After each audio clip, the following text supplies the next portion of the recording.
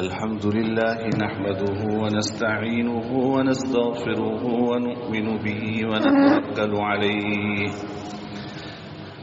ونعوذ بالله من شرور أنفسنا ومن سيئات أعمالنا من يهده الله فلا مضل له ومن يضلله فلا هادي له ونشهد أن لا إله إلا الله ونشهد أن سيدنا وسندنا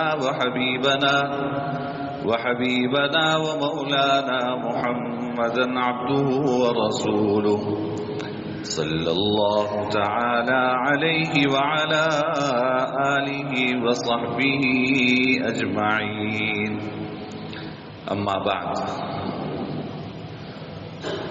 برادران عزیز، بزرگان محترم، پچھلے جمعے میں نے عرض کیا تھا کہ اللہ تعالیٰ نے ہمیں زندگی گزارنے کے لیے جو مال و دولت عطا فرمایا ہے یہ اللہ رب العزت کی بڑی نعمت ہے، اور اللہ رب العزت کا کرم ہے، اس کا احسان ہے کہ اللہ تعالیٰ نے ہمیں زندگی گزارنے کے لیے یہ سب کچھ عطا فرمایا۔ اللہ نے ہمیں اپنے سوا کسی کا محتاج نہیں بنایا۔ اور اس سے متعلق میں نے روایات بھی آپ کے سامنے عرض کی تھی کہ جناب نبی کریم صلی اللہ علیہ وسلم نے فرمایا کہ نعم المال الصالح للرجل الصالح، کہ حلال مال نیک انسان کے لیے بہت بڑی نعمت ہے۔ اور جناب نبی کریم صلی اللہ علیہ وسلم نے اپنے ہاتھ سے محنت کر کے کمانے کی ترغیب دی۔ ایک حدیث میں آتا ہے کہ جناب نبی کریم صلی اللہ علیہ وسلم نے فرمایا کہ تمہارا بہترین مال وہ تمہارے ہاتھ کی کمائی ہے، تمہارا بہترین مال تمہارے ہاتھ کی کمائی ہے، یعنی تم اپنے ہاتھ سے کما کر جو کھاتے ہو یہ سب سے بہترین مال ہے۔ اور پھر فرمایا کہ اللہ تعالیٰ کے نبی حضرت داؤد علیہ السلام وہ بھی اپنے ہاتھ کی کمائی کھاتے تھے۔ آپ کو پتہ ہے قرآن کریم میں اس کا ذکر ہے کہ اللہ تعالیٰ نے حضرت داؤد علیہ السلام کے لیے لوہے کو مسخر فرما دیا تھا، اور اس سے وہ زرہ بناتے تھے، اس سے برتن بناتے تھے، اور وہ ان کا ذریعہ معاش تھا۔ اور لوہے کی جو صنعت ہے یہ کاریگری اللہ تعالیٰ نے اس انسانیت کو حضرت داؤد علیہ السلام کے ذریعے سکھائی۔ تو اپنے ہاتھ سے کماتے تھے، محنت کرتے تھے، لیکن کسی کے سامنے دست سوال دراز نہیں کرتے تھے۔ میں نے عرض کیا کہ کسی کے سامنے دست سوال دراز کرنا شریعت میں اس کی بڑی ممانعت آئی ہے۔ آپ نے فرمایا کہ جو شخص جس کے لیے سوال کرنا جائز نہیں ہے وہ لوگوں کے سامنے اگر ہاتھ پھیلاتا ہے، سوال کرتا ہے، تو قیامت کے دن جب وہ آئے گا تو اس کے چہرے پہ گوشت نہیں ہوگا۔ اور بعض روایتوں میں آتا ہے کہ چہرہ ایسا ہوگا جیسے کسی نے چہرے کا گوشت جو ہے وہ نوچا ہو، اس طرح وہ آئے گا۔ یعنی یہ دنیا کا سوال آخرت میں انسان کے چہرے پر ذلت بن کر آئے گا۔ اور ایک روایت میں جناب نبی کریم صلی اللہ علیہ وسلم نے فرمایا کہ جو شخص مجھے اس بات کی ضمانت دے کہ وہ کسی سے سوال نہیں کرے گا، میں اس کو جنت کی ضمانت دیتا ہوں۔ فرمایا کہ جو مجھے اس بات کی ضمانت دے کہ کسی سے سوال نہیں کرے گا، میں اسے جنت کی ضمانت دیتا ہوں۔ حضرت ثوبان رضی اللہ تعالیٰ عنہ اس روایت کے راوی ہیں۔ وہ فرماتے میں نے عرض کیا کہ یا رسول اللہ میں آپ کو اس بات کی ضمانت دیتا ہوں کہ میں کسی سے سوال نہیں کروں گا. آپ نے فرمایا کہ میں تمہیں جنت کی ضمانت دیتا ہوں. حضرت ثوبان فرماتے ہیں کہ میں نے جب سے حضور کو یہ ضمانت دی ہے کبھی کسی سے میں نے کوئی سوال نہیں کیا. آپ نے اتنی مذمت فرمائی کہ حضرات صحابہ کرام اگر گھوڑے پہ سوار ہوتے تھے اور ان کا کوڑا نیچے گر جاتا تھا تو کسی سے کوڑا دینے کے لیے نہیں کہتے تھے, خود اتر کے لیتے تھے کہ کہیں ایسا نہ ہو کہ اس وعید میں ہم شامل ہو جائیں. ایسا نہ ہو کہ اس وعید میں ہم شامل ہو جائیں اور خدا نخواستہ قیامت کے دن یہ سوال ذلت کی شکل میں ہمارے چہروں پہ. آج تو سب سے میں سمجھتا ہوں کہ نفع بخش کاروباری یہ بن گیا, بھیک مانگو. کون سا سگنل ہے, کون سی جگہ ہے جہاں پہ آپ کو بھیک مانگنے والے نہیں ملیں گے؟ ہم نے بھی عادت خراب کی ہے, ہم ان کو کام پہ نہیں لگاتے, بھیک دے دیتے. میں ایک مرتبہ کراسنگ پہ پھل لے رہا تھا تو ایک ہٹا کٹا آدمی وہ آیا بھیک مانگنے, ہاتھ میں اس نے دھونی کا وہ پکڑا ہوا تھا, دھونی دیتے نا, تو میں نے وہ بیچارے جس سے میں پھل خرید رہا تھا وہ بوڑھے آدمی تھے. میں نے اس سے کہا کہ یار دیکھو یہ اتنے بوڑھے ہو کے ریڑھی پہ پھل بیچ رہے ہیں اور تم اتنے طاقتور جوان ہو کے تم مانگ رہے ہو. تو بڑے میاں, اس سے پہلے کہ وہ مجھے کوئی جواب دیتا, بڑے میاں مجھ سے کہنے لگے مولوی صاحب اس کو اس بھیک میں اس سے زیادہ ملتا ہے جتنا میں پھل بیچ کے کماتا ہوں. جتنا میں پھل بیچ کے کماتا ہوں اس سے زیادہ اس کو بھیک میں ملتا ہے, تو یہ کیوں کمائے گا؟ وہ مجھے گھور کے چلا گیا. اور لیکن آپ دیکھیں وہ سننے کو تیار نہیں ہے,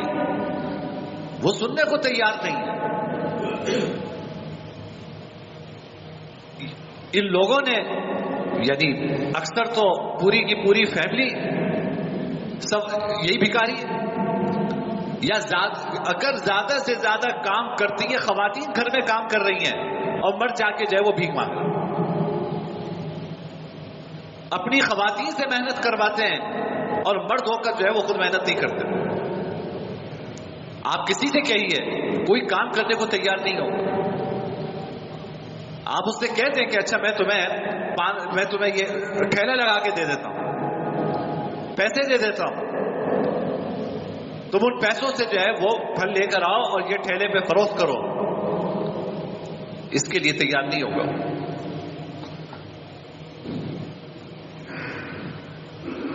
آپ کے اکاؤنٹ میں شاید اتنے پیسے نہ ہو جتنے بھیک مانگنے والوں کے اکاؤنٹ میں پیسے. مجھے اپنی ابتدا پڑھائی کا زمانہ یاد ہے, کوئی 1992-94 کی بات ہوگی. میں ایک بینک میں, یہ 2000 کے آس پاس کی بات ہے, میں ایک بینک میں پہلی مرتبہ زندگی میں اپنا اکاؤنٹ کھولنے گیا. تو میں بھی وہ فارم وغیرہ سارا فل کر رہا تھا, تو بھکاری جس کو میں مسجد کے پاس جہاں میں رہتا تھا, جہاں گزرتے ہوئے ہم اس کو بھیک دیتے تھے, وہ برانچ مینیجر کے کمرے میں بیٹھا ہوں. وہ چلا گیا تو میں نے پوچھا یار کیا بات ہے, کیا دوستیاں لگائی ہوئی ہیں تم نے؟ تو کہتا ہے مولوی صاحب آج تو آپ پہلی مرتبہ اکاؤنٹ کھول رہے ہیں, اس کا اکاؤنٹ تو کب سے کھلا ہوا اور اتنے پیسے ہیں اس کے اکاؤنٹ.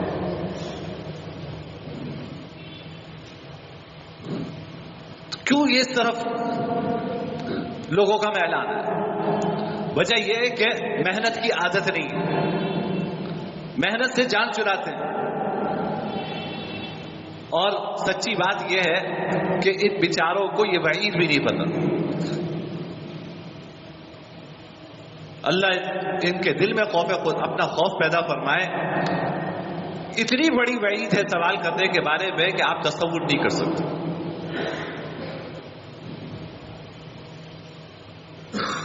اور اگر آپ کسی سے مانگ کر کما بھی لیں گے،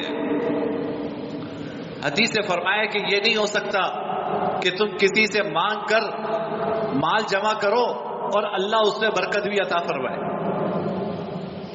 ایسا نہیں ہو سکتا، ایسا نہیں ہو سکتا. یعنی جو آپ ہاتھ پھیلا کر کسی سے لے رہے ہو اس میں اللہ تعالیٰ برکت نہیں عطا فرماتا. جہاں سے آتا ہے ویسے خرچ ہو جاتا ہے. اگلے دن پھر آپ دوسروں کے سامنے ہاتھ دستے سوال دراز کیے گئے،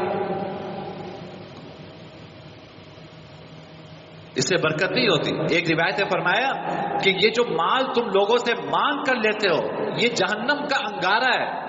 من شاء فلیستکثر ومن شاء فلیستقلل.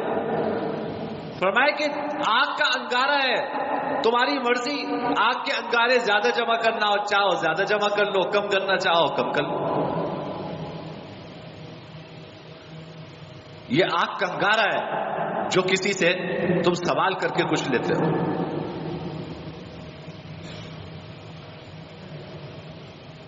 کسی شخص، میں نے عرض کیا تھا پچھلے جمعے، حدیث میں آتا ہے کہ جو شخص کمائی پر قادر ہو، جو شخص کمائی پر قادر ہو اور ایک دن کا کھانے پینے کا سامان اس کے پاس ہو، اس کے لیے کسی کے سامنے ہاتھ پھیلانا جائز نہیں ہے. اس کے لیے کسی کے سامنے ہاتھ پھیلانا جائز نہیں ہے. وہ سوال نہیں کر سکتا. مستحق زکات ہے، آپ ضرور اس کو زکات دیں، لیکن زکات مانگنا جائز نہیں ہے. زکات لینا جائز ہے، زکات مانگنا جائز نہیں ہے. ان ساری چیزوں کا نتیجہ یہ ہے کہ جو حقیقی ضرورت مند ہیں وہ ہماری نظروں سے اوجھل ہو جاتے ہیں. جو حقیقی ضرورت مند ہیں، سفید پوش ہیں، بیوائیں ہیں، یتیم ہیں، معذور ہیں، وہ ہماری نظروں سے اوجھل ہیں. اور یہ ہٹے کٹے جوان یہ بھیک مانگ رہے ہیں اور آپ جو ہے ان کو مالدار سے مالدار تر بناتے جا رہے ہیں، جن کا پیشہ ہی ہے. ہماری شریعت یہ ترغیب نہیں دیتی. محنت کرو، محنت سے کماؤ. حدیث میں آتا ہے کہ اپنے ہاتھ کی کمائی سے زیادہ پاکیزہ مال کوئی نہیں کھا سکتا. اپنے ہاتھ کی کمائی سے زیادہ پاکیزہ مال کوئی نہیں کھا سکتا. تو میرے بھائی، یہ مال اللہ کی نعمت ہے اور انسان حلال طریقے سے کمانے کے لیے نکلتا ہے اور یہ نیت رکھتا ہے کہ میں اس لیے کما رہا ہوں کہ اپنے بیوی بچوں کی ضرورت پوری کروں. اس نیت سے نکل کر کمانا بھی عبادت ہے.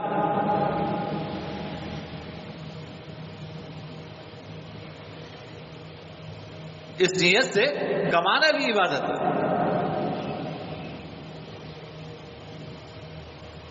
بخاری شریف کی روایت ہے، حضرت ایوب علیہ الصلوۃ والسلام یہ ان انبیاء میں سے ہیں جن پر بڑی آزمائش آئی. قرآن کریم نے جگہ جگہ اس کا ذکر کیا. وَاذْكُرْ فِي الْكِتَابِ ایوب،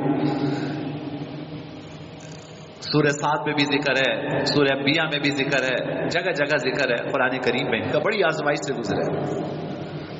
اللہ تعالیٰ نے ان ساری آزمائشوں سے گزار کر پھر چمکا دیا. ایک دن نہا رہے تھے، تو اللہ نے آزمانے کے لیے آسمان سے سونے کی تتلیاں گرائی. سونے کی تتلیاں گر رہی ہیں اور یہ نہا رہے ہیں تہوت باندھے.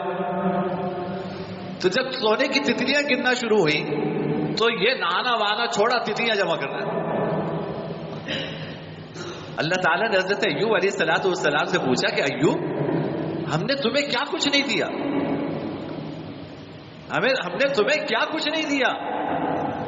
ہم سونے کی تتلیاں گر رہی ہیں تو تم نے جمع کرنا شروع کر دی. کیا جواب دیا؟ یہ نبی جواب دے سکتا ہے، میں آپ نہیں جواب دے سکتا. فرمایا کہ لا غنن عن برکتی کا یا رب، یا رب آپ اپنی برکتیں آسمان سے نازل کریں، میں بے نیاز ہو کے بیٹھا رہوں، یہ نہیں ہو سکتا. آپ اپنی برکتیں آسمان سے نازل فرما رہے ہیں اور میں بے نیاز ہو کے بیٹھا رہوں، مجھے ضرورت نہیں ہے. میں تو غلام ہوں، میں آپ کا عبد ہوں، میں آپ کا محتاج ہوں. آپ اگر مجھ پہ نعمتیں نازل کریں، میں بہادری نہیں دکھا سکتا.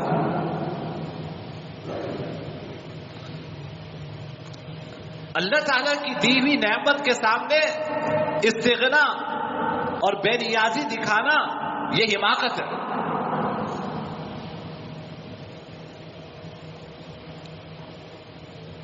یہ نبی بتاتے ہیں، یہ نبی بتاتے ہیں کہ نعمت کی قدر کتنی کی جاتی ہے، نعمت کی قدر کیسے کی جاتی ہے. اللہ برسا رہے ہیں، میں جمع کر لوں.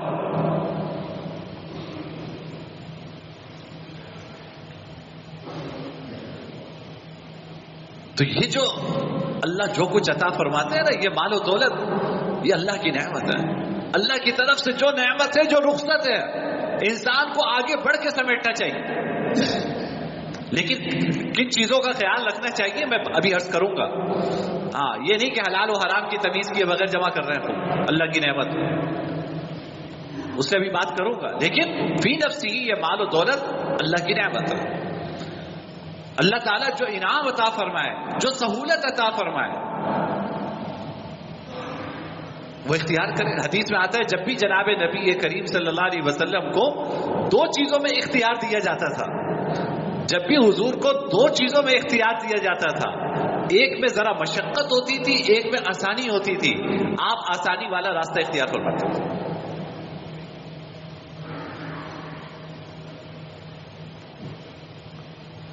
ایک اور روایت یاد آئی، طحاوی شریف میں روایت ہے کہ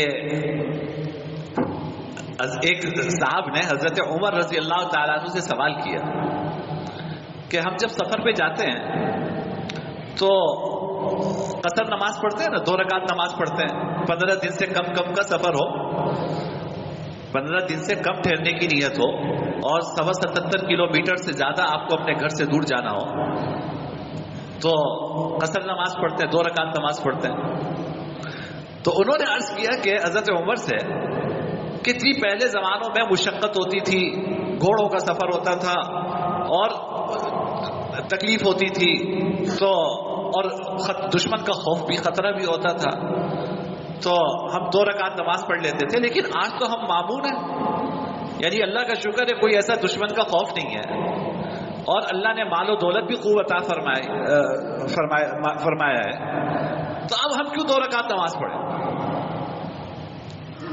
ہمیں تو 4 پڑھنی چاہیے.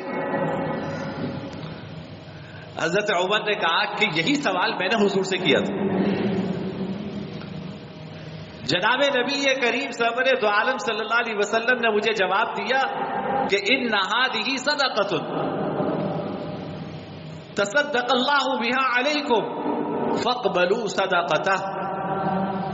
حضور نے مجھ سے کہا کہ دیکھو یہ اللہ کا انعام ہے، 2 رکعت نماز سفر میں، یہ اللہ کا انعام ہے، اللہ نے تمہیں انعام عطا فرمایا ہے، اللہ کا انعام قبول کرو.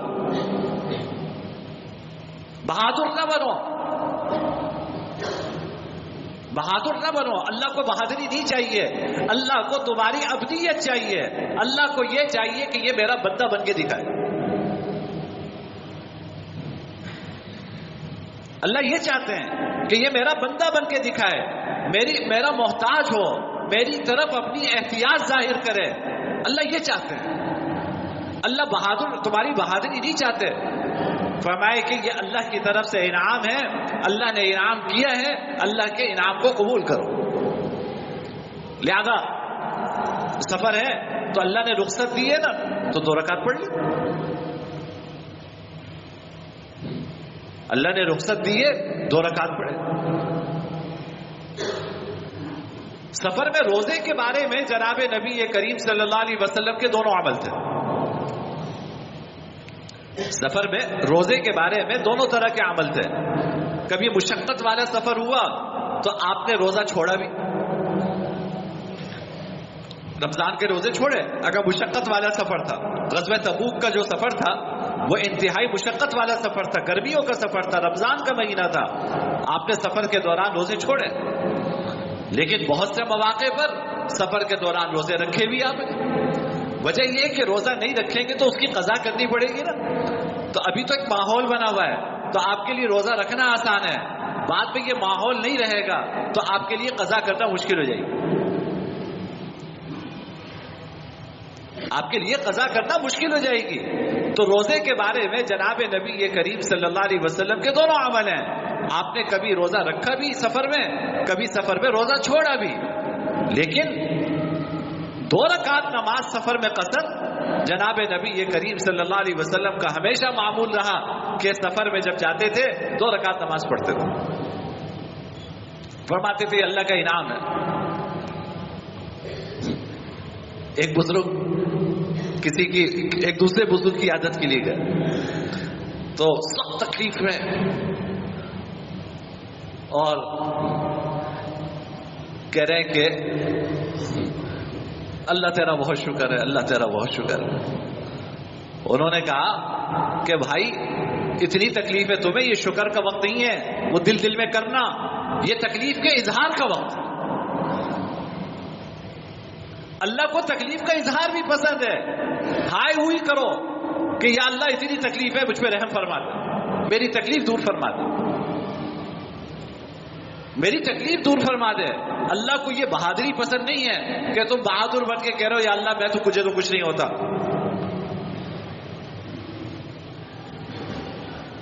اللہ کو بہادری پسند نہیں ہے. اللہ کو عشق پسند ہے، اللہ کو عبدیت پسند ہے، اللہ کو میری آپ کی احتیاج پسند ہے کہ ہم اللہ کے محتاج ہوں. ہاں مخلوق کے سامنے دستے سوال دراز کرنا یہ اللہ کو قطعاً پسند نہیں. بھائی کسی سے مانگو گے بھی دے گا کون؟ یعنی اگر کسی سے انسان مانگے گا بھی تو اس کے دل میں ڈالنے والی ذات تو اللہ کی ذات ہے نا. تو جو اس کے دل میں ڈالنا ہے تو اس سے کیوں نہیں مانگتے؟ جو اس کے دل میں ڈالنے والا ہے اس کے سامنے اپنا دستے سوال کیوں نہیں دراز کرتے؟ وہ تو کہتا ہے صبح سویرے تہجد کے وقت اس کی طرف سے منادی اعلان کرتا ہے الا من مستغفر فاستغفر له، الا من مسترزق فارزق له، الا من مبتلا فاعافيه. ہے کوئی مغفرت مانگنے والا کہ میں اس کو مغفرت عطا کروں، ہے کوئی رزق مانگنے والا میں اس کو رزق عطا کروں، ہے کوئی مصیبت میں مبتلا میں اس کو عافیت عطا کروں. تہجد کے وقت اللہ رب العزت اس طرح عطا فرماتا ہے. اور جو تہجد کا وقت ہوتا ہے صبح فجر کے بعد کا برکت والا وقت ہوتا ہے وہ میں اور آپ سو کر گزارتے ہیں. کیسے برکت آئی؟ کہتے ہیں کسی نے بندش کر دی، کاروبار نہیں چل رہا، کہ کوئی بندش نہیں ہے. یہ بندش یہ صبح کی نحوست ہے، سونے کی نحوست ہے. صبح سونے کی نحوست ہے. حدیث نے فرمایا کہ اللہ نے میری امت کی صبح میں برکت رکھی ہے. آپ وہ برکت صبح کے بجائے رات کو تلاش کرتے ہیں. حضور فرما رہے ہیں اللہ نے میری امت کی صبح میں برکت رکھی ہے، آپ رات کو تلاش کر رہے ہیں وہ برکت. کیسے برکت ملے گی؟ حضور جب سفر فرماتے تھے جہاد کے لیے صبح سویرے تشریف لے جاتے تھے، صبح نکلتے تھے کہ برکت والا وقت ہے. اب وہ برکت والا وقت سو کے گزارتے ہیں. تہجد کا وقت جب دعا کی قبولیت کا وقت ہے وہ سو کے گزارتے ہیں. فجر کی نماز جو برکتوں کا باعث ہے پڑھنا فرض ہے وہ سونے کی نظر ہو جاتی ہے. صبح کے بعد کا وقت 11-12 بجے تک کا سونے میں گزارتے ہیں، پھر کہتے ہیں کہ جی برکت نہیں ہو رہی. ایک بزرگ سے کسی نے کہا کہ ہم دیکھتے ہیں کہ لوگ صبح بات بڑی خطرناک، ملا یہ حضرت شاہ عبدالحق محدث دہلوی رحمۃ اللہ علیہ نے مشکات شریف کی شرح میں لکھی یہ بات کہ ایک بزرگ سے کسی نے کہا کہ حدیث میں تو آتا ہے کہ صبح سونا یہ بے برکتی کا باعث ہے، تو ہم تو دیکھتے ہیں بہت سارے لوگوں کو کہ وہ صبح سوتے بھی ہیں اور پھر بھی اللہ رزق دے رہے۔ عجیب جواب دیا، میں تو جب سے میں نے پڑھا ہے سچی بات یہ کہ میں کام جاتا ہوں۔ فرمایا کہ اچھا یہ بتاؤ کہ دیکھو ایک مریض وہ ہوتا ہے جس کو صحت کی امید ہوتی ہے تو اس کو پرہیز کروایا جاتا ہے، اس کو پرہیز کروایا جاتا ہے کہ بھائی یہ نہ کھاؤ یہ نہ کھاؤ یہ نہ کھاؤ۔ فرمایا کہ وہ مریض کہ جس کی صحت کی امید نہیں ہے، پتہ ہے کہ اس کا انجام کیا ہونا ہے، اس کے دل کی ہر خواہش پوری کی جاتی ہے۔ تو ڈرنے کی بات ہے کہ اگر میرے ان گناہوں کے باوجود، میری اس غفلت کے باوجود مجھے اگر اللہ رزق عطا فرما رہے ہیں تو اللہ معاف فرمائے۔ ڈرنے کی بات ہے کہیں ہمارا برا انجام ہمارے مقدر میں کہیں لکھا تو نہیں گیا کہ پرہیز کروانے چھڑوا دیا۔ اللہ ہم سب کو سمجھنے کی توفیق عطا فرمائے، محنت کرنے کی توفیق عطا فرمائے، اللہ اپنے ہاتھ سے محنت کر کے کمانے کی توفیق عطا فرمائے، اللہ سوال کی ذلت سے اللہ میری اور آپ کی سب کی حفاظت فرمائے۔ وآخر دعوانا الحمدللہ رب العالمین۔